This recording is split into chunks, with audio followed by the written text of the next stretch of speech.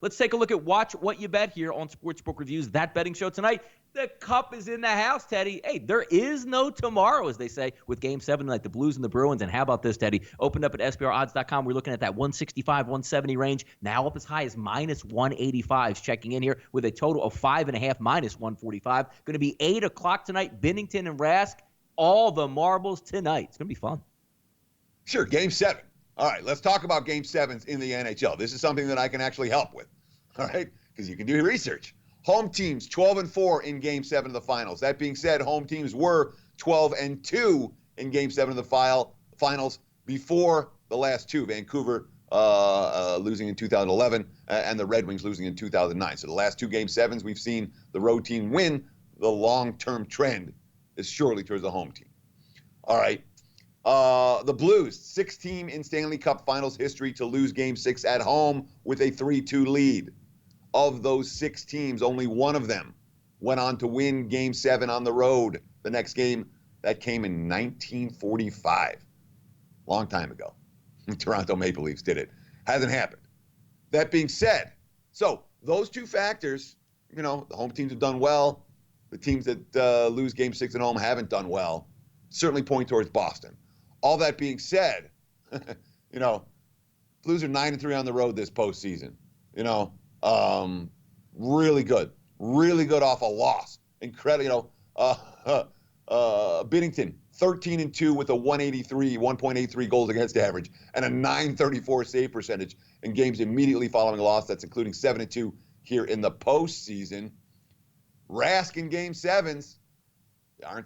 Numbers aren't that pretty. Just an 877 save percentage, 3.18 goals against average. But this postseason elimination games, he's been real good, 5-0 with a 973 save percentage. All of these factors, all of these numbers that I'm quoting, say this should be a fairly even game. When you're getting a plus price in an even game, I could only look towards the dog in this one.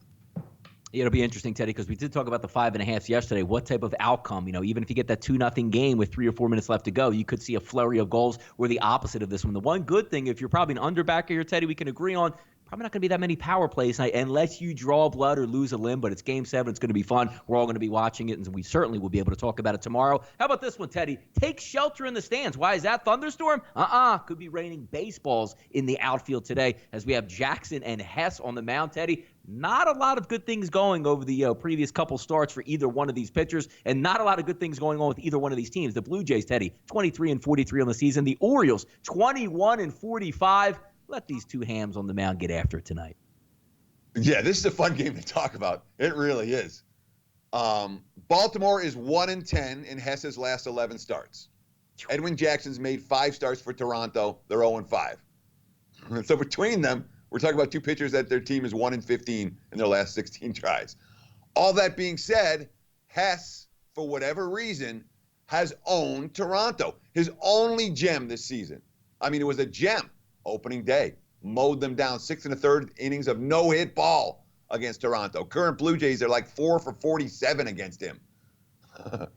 And Toronto can't hit their way out of a wet paper bag right now. This team has been awful of late. They scored 2 or less in 5 straight games. Edwin Jackson, look, he's 35 years old. He's played for how many different teams? For like 17 different teams. He's only in Toronto right now because literally they have nobody else. And we're talking about a guy that's given up 29 runs in 14.2 innings of his last 4 starts. If I had to play this, I would play the over because I don't trust Toronto to hit. I'd lay with Baltimore. And anytime I'm thinking about laying with Baltimore, I tend to pass the game.